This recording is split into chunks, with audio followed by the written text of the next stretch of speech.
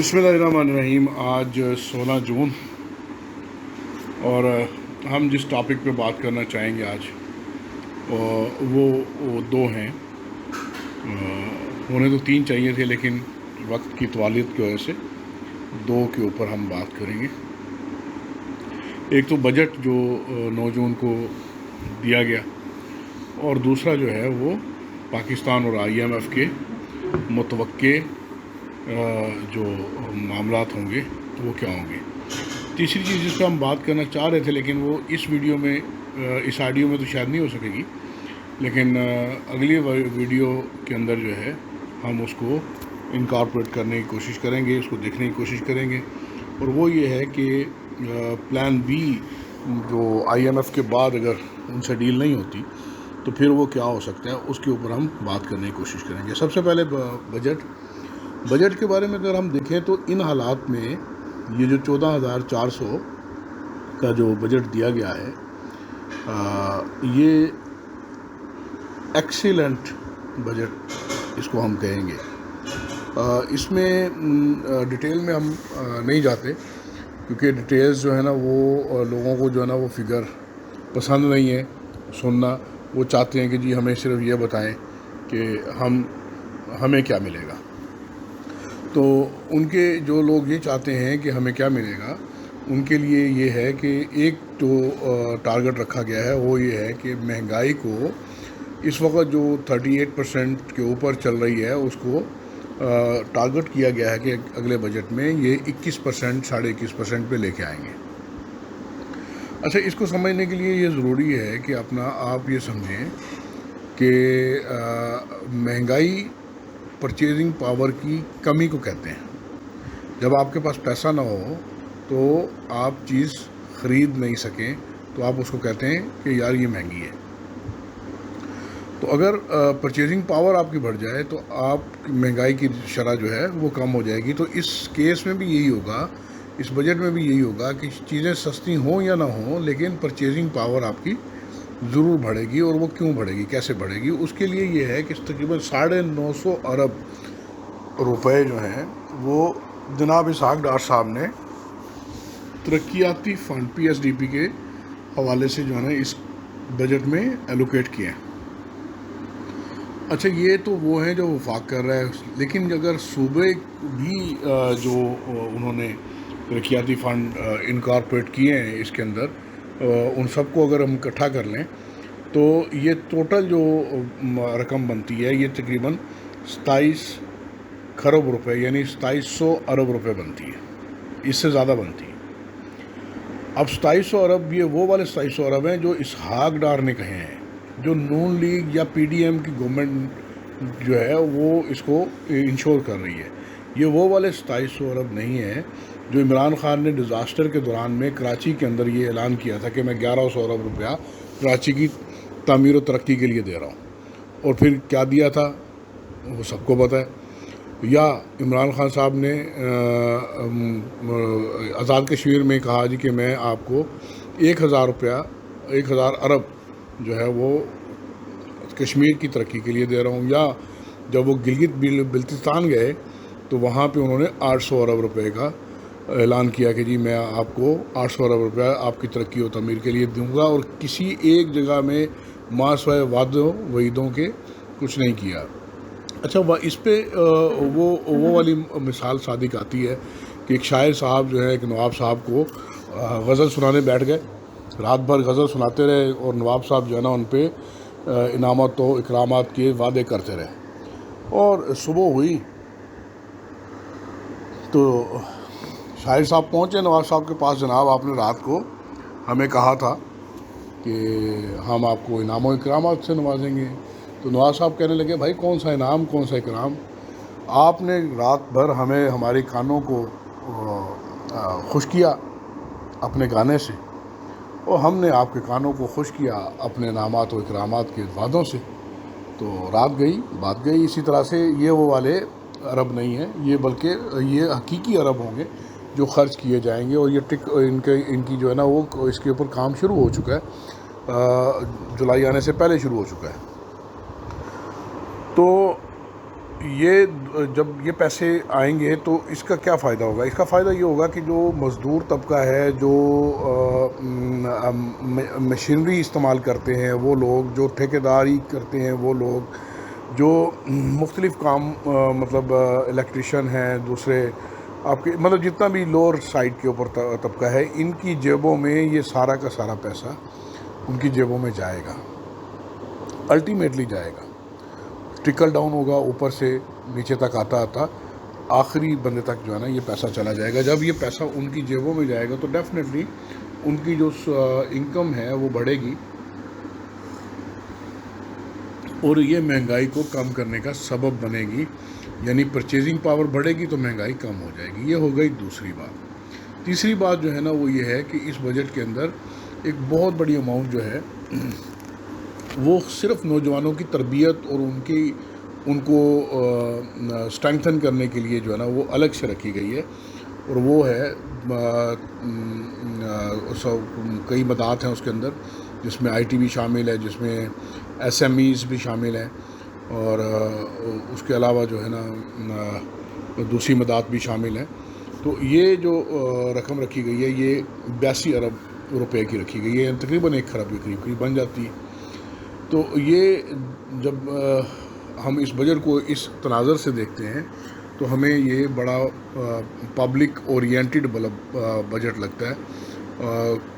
باقی اس کے اوپر جو بات کریں، جو صاحبان بات کریں، ان کے پاس اس کا کوئی وہ نہیں ہے کہ ان کا کوئی حل نہیں ہے، بلکہ مجھے یاد آ گیا کہ نئے پاکستان میں یہ ہمارے ایک جو میزبان ہیں وہاں پہ شہزاد اقبال صاحب، انہوں نے بڑی مشکل سے ایک صاحب کو ڈھونڈا یار کو جو بجٹ کے اندر سے کوئی چیز ایسی نکال دے جو مناسب نہ ہو، تو وہ حفیظ پاشا صاحب تشریف لائے تھے، تو انہوں نے بڑا کھنگال کھنگول کے کہا جی کہ یہ جو ڈالر لانے پہ $1 لاکھ لانے پہ جو سبسڈائز کیا ہے، یعنی اس سے پوچھنی ہوگی تو اس کو انہوں نے سبسڈائز بولا، تو یعنی اس کے اوپر جو ہے نا وہ آئی ایم ایف اعتراض کر سکتی ہے، یعنی یہ اعتراض آئی ایم ایف کا بن سکتا ہے۔ اور یہ وہ صاحب ہیں جنہیں پتہ ہے کہ باہر سے جب پیسہ لایا جاتا ہے تو وہ اس کے لیے کوئی ایشو ملک کے اندر نہیں ہوتا، وہ فارن کرنسی ہی تصور کی جاتی ہے، اس ملک کو ایشو ہوتا ہے جہاں سے وہ پیسہ نکلا ہے کہ وہ کس شکل میں جا رہا ہے۔ بہرحال مخالفین جو بھی بات کریں ان کے پاس اس بجٹ کے اوپر کوئی بات کرنے کے لیے نہیں ہے، یہ عوام دوست بجٹ ثابت ہوگا۔ اب آ جائیں آئی ایم ایف کی طرف۔ آئی ایم ایف جو ہے وہ گزشتہ تقریباً کوئی دسمبر 21 سے جو ہے شبر زیدی صاحب نے یہ کہہ دیا تھا کہ ہم ٹیکنیکلی ڈیفالٹ کر چکے ہیں۔ اس وقت آئی ایم ایف پروگرام چل رہا تھا، تو آئی ایم ایف پروگرام کے چلتے میں شبر زیدی صاحب انہوں نے یہ اعتراف کر لیا، جو پی اے ٹی آئی کے چیئرمین لگائے گئے تھے ایف بی آر کے، کہ ہم ٹیکنیکلی ڈیفالٹ کر چکے ہیں۔ وہ ٹیکنیکلی ڈیفالٹ کرنے کے بعد ہی یہ لوگ یہ پی ڈی ایم والے متحرک ہوئے کہ یار یہ تو ملک گیا۔ خیر دسمبر 21 سے لے کے اگست 22 تک آئی ایم ایف نے پاکستان کو کچھ پیسے نہیں دیے۔ اب 9 اپریل کو یا اپریل کے مہینے کے اندر جو ہے اپریل 22 میں وہ پی ڈی ایم نے اپنی حکومت سنبھال لی، اور اس کے بعد سے لے کے اگست تک ان کو ملے 2 ارب 22 کروڑ یا 20 کروڑ ڈالر، اور یہ مفتاح اسماعیل صاحب کی خالصتاً ذاتی کوشش کہہ لیں وہ تھی کہ وہ ان سے نکال لے، لوگ ان سے انائڈ ہیں، ہم ان سے خوش ہیں کہ انہوں نے پاکستان کے لیے یہ کام کر کے دکھا دیا کہ وہ آئی ایم ایف کے منہ سے بھی پیسے نکال کے لے آئے۔ اس کے بعد جناب اسحاق ڈار صاحب آ گئے۔ یہ بات بالکل واضح ہو گئی تھی اس پورے 8 مہینے کے اندر، بلکہ 8 سے بھی زیادہ اگر دسمبر شامل کر لیں تو 9 مہینے کے اندر، کہ آئی ایم ایف جو ہے نا وہ ہمارے ساتھ پاکستان کے ساتھ جو ہے نا کوئی اچھا رویہ رکھنے والا نہیں ہے۔ تو نواز شریف صاحب اور نے پھر اسحاق ڈار صاحب کو ڈپلائی کیا یہاں پہ بطور وزیر خزانہ، اور اکتوبر میں ہی وزیر خزانہ صاحب کو یہ سمیل آؤٹ ہو گیا تھا کہ آئی ایم ایف ہمارے ساتھ آگے کتنا چلنا چاہتا ہے یا نہیں چلنا چاہتا. اور انہوں نے شاہ زیب خانزادہ کے پروگرام میں انہوں نے بالکل واضح طور پہ یہ آئی ایم ایف کے بارے میں کہا کہ آئی ڈونٹ کیئر. یہ بہت بڑا فکرہ تھا اور جس کو شاید ہماری پاکستانی قوم سمجھنے کے لیے تیار نہیں ہے. وقت آئے گا لوگ سمجھ جائیں گے اس کو. انہوں نے جب یہ فکرہ کہا تو ان کے ذہن میں تھا کہ آئی ایم ایف ہمارے ساتھ کیا کرنے والا ہے اور ہم نے کیسے چلنا ہے. اور دنیا نے دیکھا, پاکستانی دیکھیں یا نہ دیکھیں, دنیا نے یہ دیکھا کہ دسمبر 21 میں ڈیفالٹ قرار دیے جانے والا پاکستان, جس کو اس وقت کی جو گورنمنٹ تھی اس کا اپنا بندہ کہہ رہا تھا, چودھری سرور نے کہا ہم نے سارا کچھ لکھ کے دے دیا آئی ایم ایف کے بارے میں. ٹھیک ہے. اس کے بعد یہ آپ کے جو دوسرے فائنانس کے جو ایڈوائزر تھے وہ بھی اسی طرح کے خیالات رکھتے تھے. اس کے باوجود آج جون 16 2023 تک پاکستان کے ڈیفالٹ ہونے کا دور دور تک کوئی اندیشہ نہیں ہے, ماں سوائے یہ کہ لوگوں کی خواہش ہو. جیسا کہ ہم نے دیکھتے ہیں کہ نیوز پیپر میں دیکھتے ہیں یا اپنا کیا نام ہے ٹیلی ویژن کے اوپر دیکھتے ہیں, ان لوگوں کی خواہش ہے کہ یار یہ ایسی ذرا دیکھ لیے نا ڈیفالٹ ہوتا کتنا ہے. بھائی جان آپ کو سمجھ آ جائے گی ڈیفالٹ میں اگر آپ لوگ چلے گئے. ڈیفالٹ جو ہے وہ بہت خطرناک ہوتا ہے, کوئی وہ آسان کام نہیں ہے. جہاں پہ آپ کو پیٹرول نہیں ملے, جہاں پہ آپ کو بجلی نہ ملے, جہاں پہ آپ کو ایڈیبل آئل جو آپ امپورٹ کرتے ہیں وہ نہ ملے, تو آپ تو کبھی ابلی سبزی, آپ نے کبھی ابلا آلو نہیں کھایا اور آپ کہیں گے جی ہم جو ہے نا وہ ڈیفالٹ کو برداشت کر لیں گے. سوری, یہ بالکل کہنے کی باتیں ہیں. اور لیکن یہ ہمارے میڈیا والے بھی جو ہے نا وہ بھی مجھے لگتا ہے کہ عمران خان کے ساتھ فارن فنڈڈ ہیں اور وہ بھی ڈیفالٹ کی ہی باتیں کرتے ہیں جی کہ آئی ایم ایف نہ ہوا تو خدا نہ خواستہ ہم جو ہے نا وہ ڈوب جائیں گے, مر جائیں گے. ایسا ہرگز نہیں. اگر وہ آپ کا وزیر خزانہ بھائی کسی اور ملک کا نہیں ہے, اگر وہ یہ کہہ رہا ہے کہ کچھ نہیں ہونے کا تو آپ مان جائیں کہ کچھ نہیں ہونے کا. ٹھیک ہے. اور یہ جو بار بار یہ احساس دلائیں کہ یار یہ ہم جو ہے نا وہ شاید پاکستان کی بجائے ہمارا میڈیا جو ہے نا وہ آئی ایم ایف کے ساتھ ہے. یوں لگتا ہے, میڈیا اخبار پڑھ لیں یا اپنا کیا نام ہے میڈیا سن لیں, یوں لگتا ہے کہ جیسے آئی ایم ایف جو ہے نا وہ بہت بڑا ہے اور پاکستان اس کے سامنے جو ہے نا وہ بھیک منگا چھوٹا سا. ایسا ہے, ایسا ہرگز نہیں ہے بھائی. آئی ایم ایف جو ہے ہم اس کے ممبر ہیں اور اس کا یہ کام ہے, اس کی کام ہے کہ وہ ہمیں بیل آؤٹ کرے اگر ہماری مطلب کبھی کہیں ضرورت پیش آ جاتی ہے. اور یہ ہر ملک کے ساتھ ہے اس کا یہ معاملہ. لیکن انفارچونیٹلی وہ اپنی ذمہ داری پوری نہیں کر رہا. وہ ہمیں یہ ڈکٹیشن دیتا ہے کہ جی آپ اپنے ملک کے اندر پولیٹیکل سٹیبلٹی لے کے آئیں, جس پہ ہمارے دفتر خارجہ نے اس کو شٹ اپ کال بھی دی کہ یار یہ آپ کا کام نہیں ہے بھائی, آپ اپنے کام سے کام رکھو. ٹھیک ہے. ہم ان کو بلاتے ہیں کہ آپ آ جائیں جناب, ہمارا 9th ریویو جو ہے نا وہ تیار ہے. 9th ریویو سپٹمبر کلوزنگ کے بعد تھا, وہ تشریف لاتے ہیں جنوری میں. 10 دن یہاں پہ بیٹھ کے اپنا کھا پی کے اور پھر چلے جاتے ہیں اور کوئی بات نہیں کرتے. اس کا کیا مطلب ہے؟ اس کا ایک ہی مطلب ہے کہ وہ جیسے فارن فنڈنگ عمران خان کی چلی اسی طرح سے وہ بھی اسی ایجنڈے کے اوپر ہیں جس کا اظہار ہمارے وزیر خزانہ جناب اسحاق ڈار صاحب نے کر دیا کہ یار یہ جو قوتیں ہیں یہ پاکستان کو ڈیفالٹ دیکھنا چاہتی ہیں.